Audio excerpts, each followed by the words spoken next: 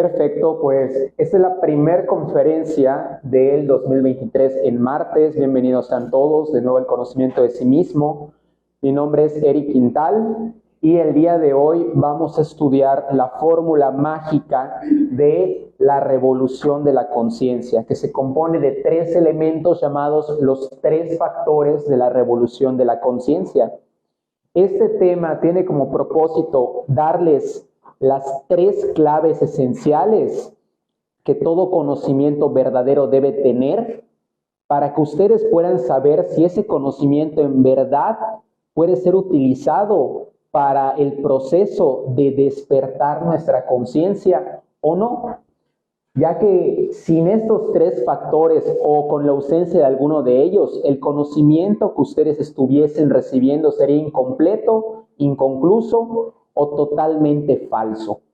Así que el día de hoy vamos a ver como un resumen de toda la enseñanza, porque toda la enseñanza que te ofrecemos a lo largo de los 50 temas está fundamentada en los tres factores de la revolución de la conciencia. Y aquí nos referimos con revolución. ¿Qué es una revolución? Sino un cambio de un estado a otro en un sentido de 180 grados. Adelante. Normalmente asociamos la palabra revolución con guerra, con destrucción, con muerte, ¿no? Las revoluciones sociales en los diferentes países a lo largo de la historia han sido guerras históricas donde ha muerto mucha gente, donde han cambiado muchas cosas, algunas para bien, otras para mal. Sin embargo, la revolución recurre en ese mismo principio, en una destrucción. Y la revolución de la conciencia es también un proceso destructivo. Solo que no vamos a destruir nada por fuera, sino que vamos a destruir hacia adentro. ¿Qué vamos a destruir? Pues todas aquellas creencias, limitaciones, traumas, miedos que nos alejan de la verdad, que nos alejan de lo que realmente somos. Y para llevar a cabo esa revolución, les vamos a dar los tres factores que son esenciales y fundamentales para que esto pueda ser llevado a cabo. El primer factor del que les quiero hablar es la muerte psicológica. Hace rato mencioné la palabra muerte relacionada con revolución, pero en este caso no vamos a matar a nadie. O bueno, vamos a matar algo, pero les voy a contar de qué se trata. En las diferentes mitologías e historias de los grimorios y libros religiosos famosos, siempre hay historias sobre héroes que matan infernales monstruos o seres desagradables que atormentan y tiranizan a una población o al mundo. Estas historias son alegorías de la muerte psicológica que se refiere a la muerte del ego, que es lo que tiene que morir en nosotros para que la revolución sea consumada. La muerte del ego es fundamental porque aquí les hemos comentado ya en repetidas ocasiones que son nuestros defectos psicológicos que componen el ego, lo que nos aleja de estar en paz, lo que nos aleja de ser libres, de lo que nos hace ignorantes y demás. Todo lo mal que está con nosotros y el mundo encuentra su origen en nuestros egos. Y en estas historias el ego está representado por el monstruo, y el héroe es la representación de nosotros mismos como los aspirantes a despertar la conciencia. Así es la historia de David contra Goliat en la Biblia, donde David es un hombre chiquitito y Goliat es un enorme guerrero que David tiene que enfrentar, pero con ayuda de Dios, David es capaz de derribar a Goliat. Una alegoría muy buena de cómo nosotros, con ayuda de la divinidad, vamos a ser capaces de hacer frente a nuestros egos. Perseo y la Gorgona en la mitología griega es otra alegoría muy buena, ya que la Gorgona es un ser mitológico que tiene serpientes en la cabeza que representan la multiplicidad psicológica del ego, ya que el ego no es solo una entidad, sino que es un conjunto de defectos, alrededor de 10,000, decía Samael Weor, el creador de la Gnosis. Y que cuando te veía a los ojos te petrificaba. También es algo muy metafórico. Sin embargo, Perseo, con la ayuda de los dioses, es capaz de decapitar a la Gorgona, y de la decapitación de este insecto aparece un ángel, un Pegaso, que representa la conciencia que surge cada vez que nosotros derribamos un defecto psicológico. ya que en cada defecto está encapsulada una virtud. Si ustedes destruyen el defecto de la pereza, nacen ustedes la virtud de la voluntad. Si ustedes destruyen en sí el defecto del chisme, nacen ustedes la virtud de la prudencia. Si destruyen el defecto de la traición, nacen ustedes la virtud de la fidelidad. Y así nos vamos de defecto en defecto. Y mi mito favorito no podía quedarse sin mencionar, que es Teseo y el Minotauro. A diferencia de Perseo, Teseo no es un semidios, sino que es un ser humano que, dotado de un montón de virtud, también es asistido por su madre divina, que en el mito es la representación de Atena, que lo ayuda a enfrentar a un minotauro que está dentro de un laberinto. El laberinto es una metáfora de la mente es como un laberinto. Y el minotauro dentro del laberinto es el ego que tenemos que enfrentar y destruir, así como Teseo lo hizo con ayuda de nuestra Madre Divina, de la que hablaré a continuación. Es decir, que en los diferentes conocimientos o en las diferentes doctrinas, aunque suene algo muy sencillo y hasta obvio, no es tan fácil de lograr, ya que vivimos identificados constantemente con todo lo que nos rodea y hasta con lo que no existe. Porque en todo momento, sí o no, estamos pensando en lo que va a pasar mañana, que no existe, en lo que pasó ayer, que ya pasó y no se puede cambiar, fantaseando con cosas que nunca van a suceder, imaginando tontamente lo que va a ser de nosotros en 10 años, 20 años, cuando realmente no sabemos ni siquiera si vamos a despertar mañana. Y todo eso nos distrae. Nuestros deseos nos distraen. Nuestros defectos, ni se diga, nos distraen muchísimo. La lujuria nos envuelve y nos quita la virtud de poder tomar decisiones a conciencia. La codicia, ni se diga. El deseo de tomar estupefacientes es otra cosa. Así estamos todo el tiempo. Entonces la muerte en marcha es la cesación de esos deseos, pensamientos, suposiciones, recuerdos involuntarios para estar aquí y ahora y poder observarnos a nosotros mismos. La conferencia de Víctor del jueves habló de la importancia de la observación. La observación no es posible si no aplicamos la muerte en marcha, porque para observarnos tenemos que estar presentes, tanto afuera como adentro. ¿Y qué vamos a observar? Pues absolutamente todo lo que pasa en nuestra psicología en el día a día. ¿Qué nos mueve? ¿Qué nos da miedo? ¿Qué nos gusta, pero al grado de obsesionarnos, al grado de sentir un deseo ardiente por tener aquello o por estar con esa persona que no es de la conciencia? Porque si te saca de la paz, si te saca del momento presente, si te saca de el sentimiento de bienestar, pues ya caíste en la trampa del ego. Eso es lo que vas a observar con ayuda de la muerte en marcha. Y después pasamos a la segunda técnica, que es la muerte reflexiva, que es tomar todo ese material que vas a observar a través de la muerte en marcha y llevarlo, como dice la palabra, a la reflexión. Otro nombre que recibe esta técnica es la meditación reflexiva, tema al que le vamos a dedicar una conferencia completa más adelante, pero el día de hoy les voy a dar un adelanto de cómo realizar la muerte reflexiva.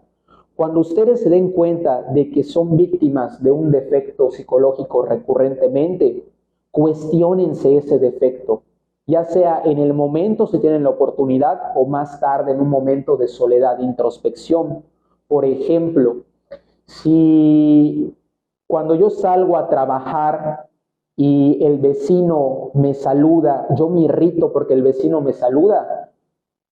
Si yo observo esa irritación, que obviamente no entiendo de dónde viene, puedo reflexionar el por qué me irrita mi vecino si solo me está saludando, cuestionándome, a ver, ¿qué me ha hecho el vecino que me haga sentir esta irritación? Y entonces yo puedo introspectar y recordarme que en algún momento mi vecino no me prestó dinero. Entonces me doy cuenta de que detrás de esa irritación hay un defecto también de rencor, porque ese vecino no me prestó dinero cuando yo le pedí, y por eso cuando lo veo me irrita. Entonces comprendo, fue por eso, y puedo seguir cuestionando, porque imagínense, de un defecto de irritación pasamos a un defecto de rencor. Ahora me pregunto, ¿Y por qué yo tengo rencor por esta persona si simplemente me dijo que en ese momento no tenía para prestarme? Es algo irracional. Entonces me doy cuenta de que además de rencoroso hay un defecto en mí que es muy codicioso, que quería sí o sí que el vecino me diera ese dinero. Y como no me lo dio, desarrolló el rencor en mí, lo que desarrolló la irritación. Esto lo logro a través de la muerte reflexiva. Y así me puedo ir con cada cosa que yo observe durante mi día que me produzca malestar, irritación, resistencia, miedo, deseo, etcétera. Esa es la técnica de la muerte reflexiva. Y así como ya lo expliqué, como vayas matando tus diferentes defectos psicológicos, irán despertando en ti las virtudes que están intrínsecamente encapsuladas en cada defecto. ¿Bien? ¿Estuvo claro? ¿Quieres preguntar algo? Si la muerte en marcha, entonces estar atento a todo lo que está pasando. ¿No? Exactamente. Exactamente. Y luego reflexionar al respecto podría ser de algún tema, la muerte. Exactamente. Lo que sea que te produzca malestar es tema de meditación reflexiva. Y a través de la meditación reflexiva vas a llegar a la comprensión de por qué sufres por lo que sufres. Y la comprensión te libera de ese sufrimiento. De hecho, al final de la meditación reflexiva, se le ora a la Madre Divina, que es la entidad femenina de la conciencia, es decir, la parte femenina de nuestra conciencia, para que la Madre Divina erradique ese defecto de nosotros o nos ayude a trabajar en ese defecto. Es por ello que curiosamente en los mitos recurrentemente se menciona que una diosa ayuda a los héroes, sobre todo en la mitología griega, al momento de enfrentar a los monstruos. Atena ayuda a Teseo, a Perseo, me parece que Hera y Atena también lo ayudan, porque es una referencia a que la Madre Divina es la que nos ayuda a combatir al ego, que es algo que también hemos mencionado en varias conferencias, pero venía a colación tratándose del tema del primer factor de la revolución de la conciencia. Sin embargo, como les mencioné, vamos a hablar largo y tendido sobre esto en una próxima conferencia llamada La Meditación, donde les vamos a enseñar a meditar como expertos, ¿de acuerdo?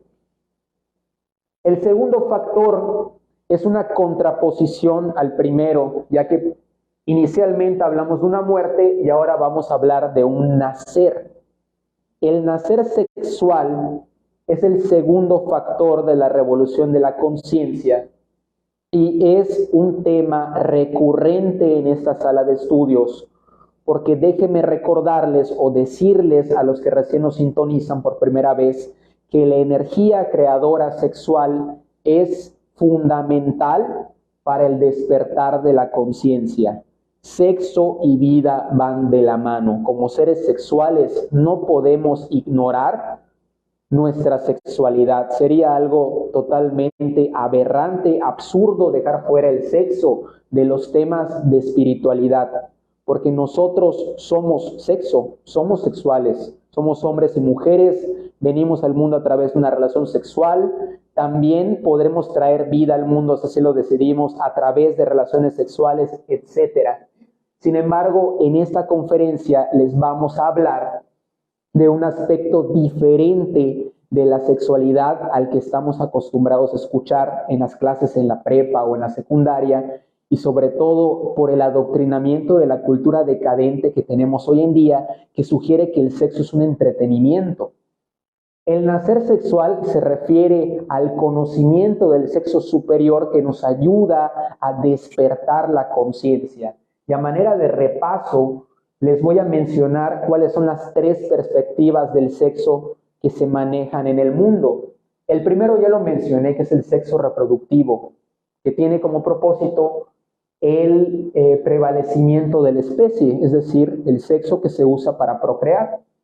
El sexo degenerativo es aquel sexo que se usa para satisfacer nuestras bajas pasiones, fantasías, deseos, diferentes yoes de lujuria, que lo que ocasionan es que nuestro ego se fortalezca y que nazcan incluso nuevos defectos en nosotros. Además de que nuestra energía creadora sexual es expulsada de nuestro cuerpo, lo cual nos quita la divinidad que llevemos dentro, ya que la energía sexual es la divinidad en nosotros. Por eso es crucial aprender a mantener dentro nuestra energía sexual, que es la que mantiene nuestra salud, que es la que sostiene nuestras virtudes, que es la que nos conecta con Dios incluso.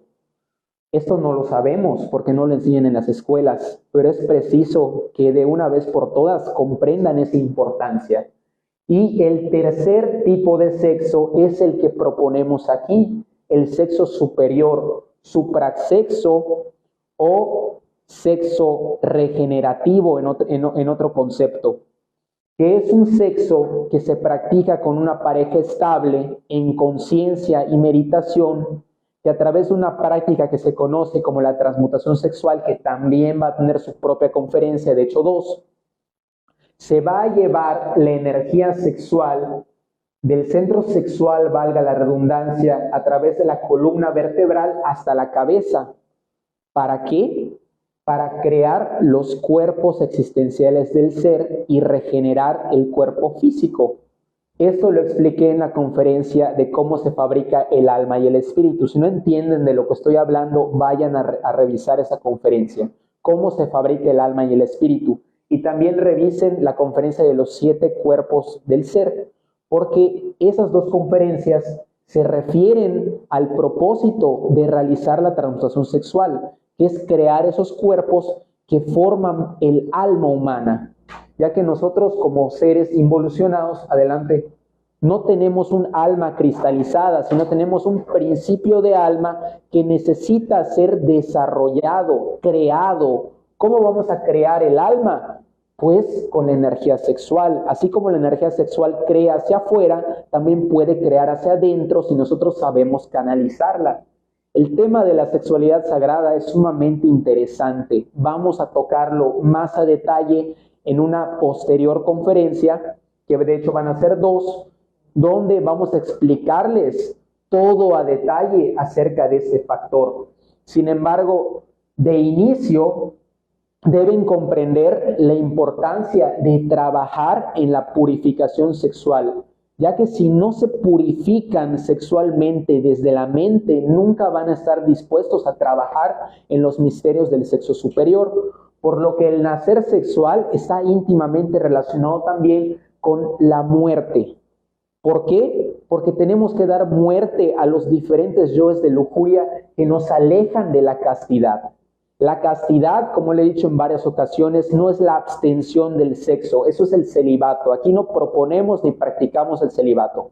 La castidad es el correcto uso de la sexualidad. Y para darle un correcto uso a la sexualidad tenemos que sacar de nuestras mentes los conceptos equivocados que tenemos sobre el sexo, heredados de la doctrina, de las redes sociales, de la cultura, de lo que los enseñaron en casa, de lo que dice Instagram, Facebook, YouTube, ¿ok? De lo que incluso dicen las diferentes religiones, que es equivocado acerca de la sexualidad. Y eso es todo un trabajo por hacer, que tenemos que empezar el día de hoy. ¿Cómo? Con las técnicas que les enseñé hace un momento, reflexionando y estando muy atentos para detectar aquellos yoes de lujuria que pervierten nuestra sexualidad, aquellas fantasías que tenemos, aquellos deseos que tenemos, que nos llevan a querer sacar la energía sexual o malutilizarla teniendo sexo de manera irresponsable con personas que ni siquiera queremos. Muy bien. Las personas que lleguen a este punto en el cual la divinidad les dé una pareja estable, una pareja que esté dispuesta a trabajar con ustedes, serán acreedores a la magnificencia y a los grandes beneficios que este tipo de sexualidad tiene, que yo como soltero que todavía no tengo pareja, simplemente de trabajar en mi purificación sexual desde mi mente como soltero, déjenme decirles que ha sido un giro de 180 grados en mi vida. Soy una persona totalmente diferente, por lo que yo no recomiendo nada que yo no haya hecho primero. Si se los vendo es porque yo lo consumo, ¿no? Así es. Y pasamos al tercer factor, que es el sacrificio por la humanidad. Un tercer factor que también va a tener su propia conferencia más adelante, casi al final. De hecho, yo di esa conferencia el ciclo pasado y nuevamente les voy a dar una introducción de lo que este tercer factor significa y por qué es un factor fundamental para la revolución de la conciencia. Bueno, ¿a qué me refiero con sacrificio por la humanidad?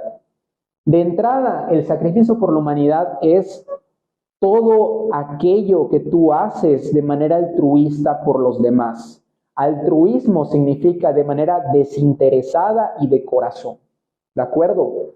Sin embargo, en esos estudios les afirmamos que la mejor manera de hacer sacrificio por la humanidad es compartir una enseñanza verdadera para el despertar de la conciencia. Porque como dice el dicho, si tú le das un pez al hambriento, vas a saciar su hambre por un día. Pero si tú le enseñas a pescar al hambriento, vas a acabar con su hambre el resto de su vida.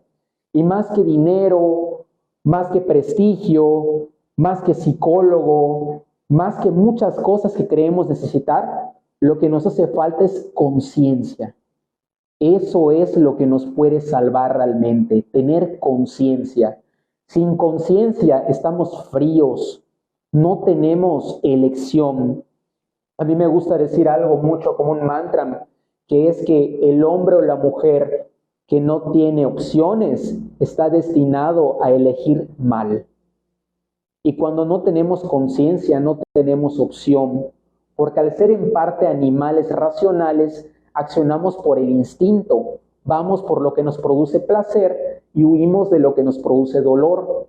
Cuando objetivamente hablando, muchas veces las cosas de las que huimos son cosas que nos hacen bien y las cosas que perseguimos y que abrazamos son las que nos hacen mal, como las drogas, el alcohol, el sexo degenerativo, las fantasías, los sueños de sobresalir, de ser millonarios, etc. ¿Y de qué cosas huimos? Del trabajo interior, del trabajo que ya tenemos, de llegar temprano, de quedarte una hora más en la oficina, de hacer algo más por alguien, de hacer ejercicio, de comer sanamente y cualquier cosa en general que represente un esfuerzo que no traiga satisfacción inmediata a tu vida. Todos somos así instintivamente porque somos parte animal.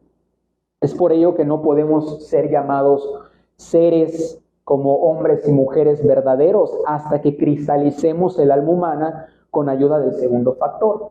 Sin embargo, volviendo al tema del tercer factor, se refiere a que compartamos esta enseñanza y cualquier enseñanza que enseñe estas bases, estos principios fundamentales a la gente que quiere salir de su sufrimiento para que de hecho puedan llevar a cabo esa tarea.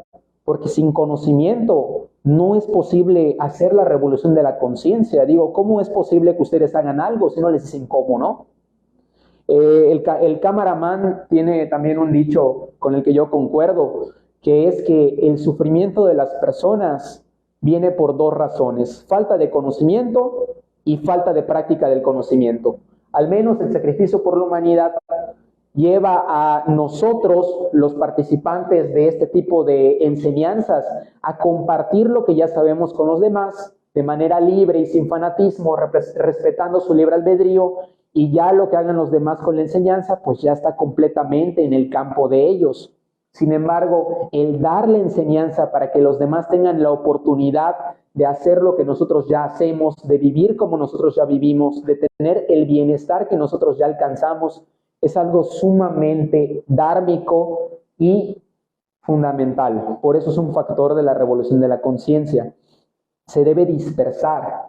Todos los maestros de sabiduría enseñaron libremente a cualquier persona que se acercaba a ellos, dispuesto a escucharlos, de manera gratuita y de manera desinteresada. Repetidas veces lo decimos: ¿cuánto cobraba el Buda por un sermón? ¿Cuánto cobraba Jesús por sus enseñanzas? ¿Cuánto cobró Samael Aun Weor por crear la gnosis, que es lo que nos tiene aquí el día de hoy? Absolutamente nada. Por eso se llama sacrificio por la humanidad, porque es algo que hacemos sin esperar nada a cambio, porque lo hacemos por un bien mayor, por un bien para todos, lo cual tiene que ver también con un pilar de la sabiduría universal, que es en lo que se basa este conocimiento, que es la mística. Si uno no tiene mística, nunca va a hacer nada que no le produzca una satisfacción inmediata o una satisfacción material a largo plazo. Sin embargo, cuando uno desarrolla mística, también desarrolla el amor por la enseñanza y el amor por los demás para enseñarles a ser mejores personas, si ellos quieren, claro, porque finalmente el trabajo interior es totalmente individual y cada quien sabe lo que está haciendo o lo que no está haciendo. Tampoco somos niños, ¿no? Y aún así a los niños tampoco los puedes obligar, los niños hacen lo que quieren. Es que todos hacemos lo que queremos. Todos tenemos libre albedrío para decidir sobre nuestras vidas. Y eso es el sacrificio por la humanidad. Entonces, vamos a repasar los 3 factores que nos van a llevar a emprender esta revolución. El primero es el morir. ¿Quién va a morir? El ego, exactamente. ¿Cómo va a morir el ego? A través de las prácticas de la muerte en marcha, estando presente para observar lo que pasa en mi mundo interior en relación con lo que pasa en mi mundo exterior, para lograr rescatar las impresiones que me llevo en el día a día y entonces poder llevarlas a estudio a través de la segunda práctica, que es la muerte reflexiva. Reflexionar por qué sufro por lo que sufro, por qué deseo incansablemente lo que deseo, por qué me preocupo por lo que me preocupo, por qué le temo a lo que le temo, etcétera. Y así ir desvinculándonos de los diferentes defectos psicológicos para ser virtuosos, para ir despertando conciencia. El segundo factor es el nacer. ¿Quién va a nacer? Pues la conciencia o el Cristo. ¿Cómo va a nacer la conciencia? Primero que nada, purificándonos, como ya lo comenté, de los malos conceptos, de las malas creencias, de los malos paradigmas que tenemos con respecto al sexo. El nacimiento se va a dar como cualquier nacimiento se da, a través de una práctica sexual, pero superior, que nos va a llevar, junto a una pareja consciente, a desarrollar nuestras almas, a crear nuestras almas, porque son principios de alma y no almas totalmente desarrolladas. Para ello es necesario tiempo, disciplina, compromiso y fidelidad por este propósito superior de llegar a este estado del ser, que es algo que a muchos se les escandaliza. Por eso esto no era enseñado a puertas abiertas en la antigüedad. Te mataban o te incendiaban o te hacían de todo, ¿no? Incluso al día de hoy es algo controversial para mucha gente por el condicionamiento que tenemos con respecto a la práctica del sexo. Estamos muy condicionados a ver al sexo como una fuente de placer nada más y nunca considerarlo como algo sagrado, algo trascendental, como lo proponemos en esta sala de estudios. Bueno, ahí lo tienen. Y el tercer factor, el sacrificio por la humanidad que acabo de explicar, que es compartir esta enseñanza o cualquier enseñanza verdadera de manera libre y desinteresada para que los demás también puedan beneficiarse de ella, simple y llanamente. ¿De acuerdo? Si un conocimiento que ustedes quieran evaluar carece de alguno de estos 3 factores de la revolución de la conciencia, es un pseudoconocimiento. Si un conocimiento carece de todos los factores de la revolución de la conciencia, es un conocimiento falso e inútil. Nunca va a llevarlos a una revolución verdadera. Pero si un conocimiento tiene estos 3 factores, tengan por seguros que es un conocimiento verdadero que bien aplicado con disciplina y compromiso los va a llevar, sin lugar a dudas, al éxito. Eso es todo por hoy. ¿Alguien tiene alguna duda?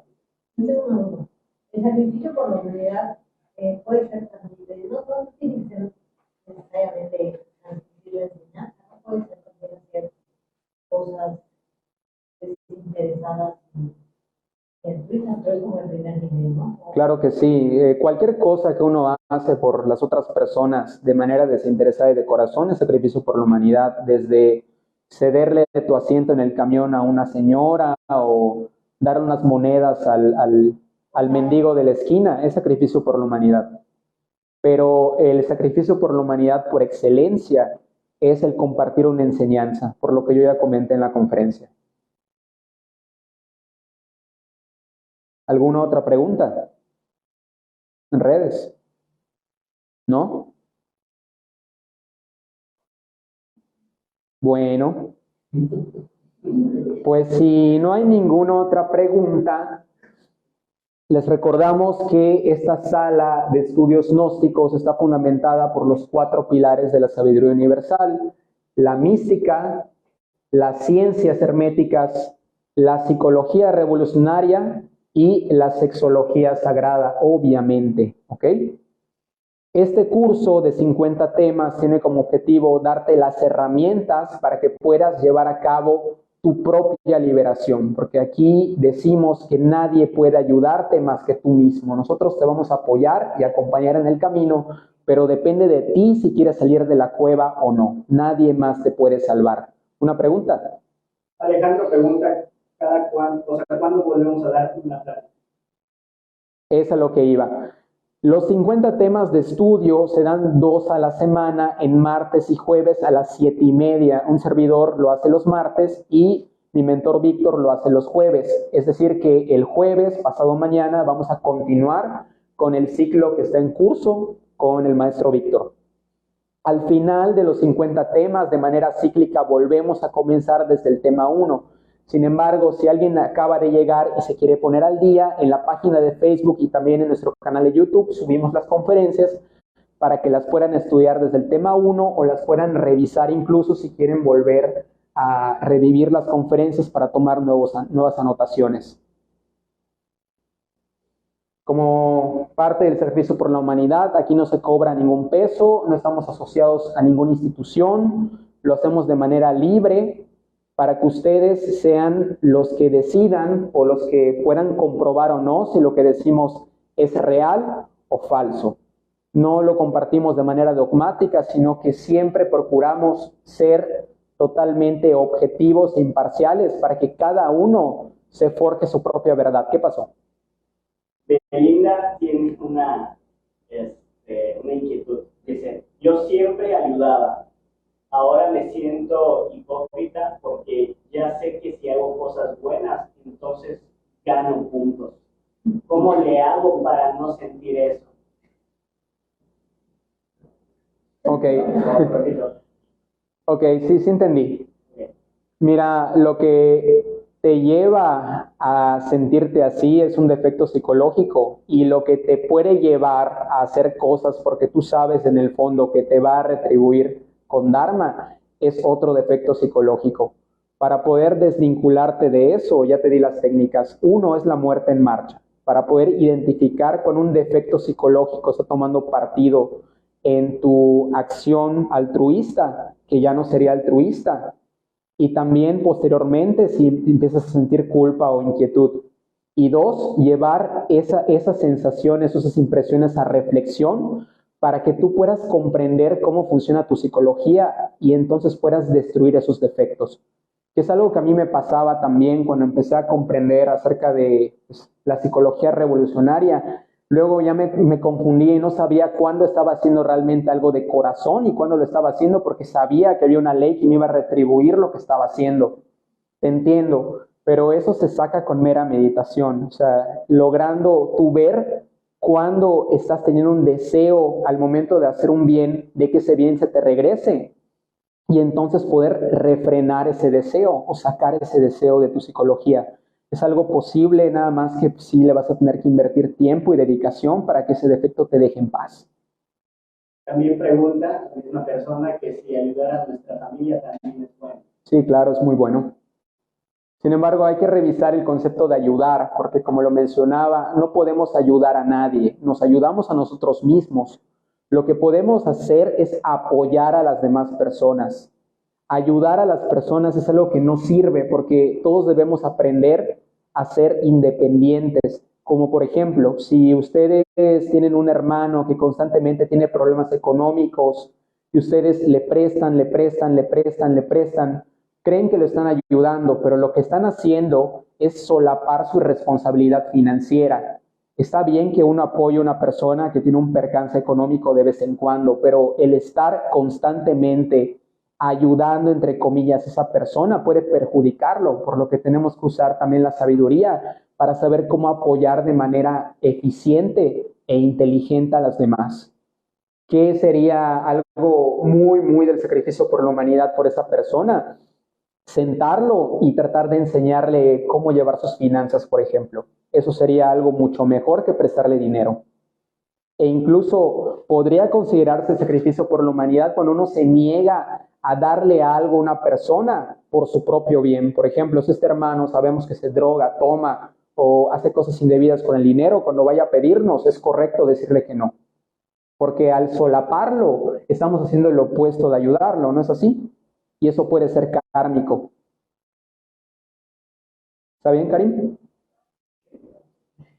No, digo, si hay otra pregunta. ¿Ya está? Muy bien, pues llegamos al final de la conferencia. Muchas gracias por tomarse el tiempo de escuchar esta plática. Recuerden que nada de esto sirve de absolutamente nada sin la aplicación. Este conocimiento es algo que se tiene que aplicar, puertas para afuera o pantalla hacia afuera. Les vamos a dejar un PDF en la barra de comentarios y al grupo de WhatsApp para los que estén en el grupo. Muchas gracias de nuevo. Mi nombre es Eric Quintal y nos vemos pronto, guerreros y guerreras del ser. Hasta la próxima. Bye.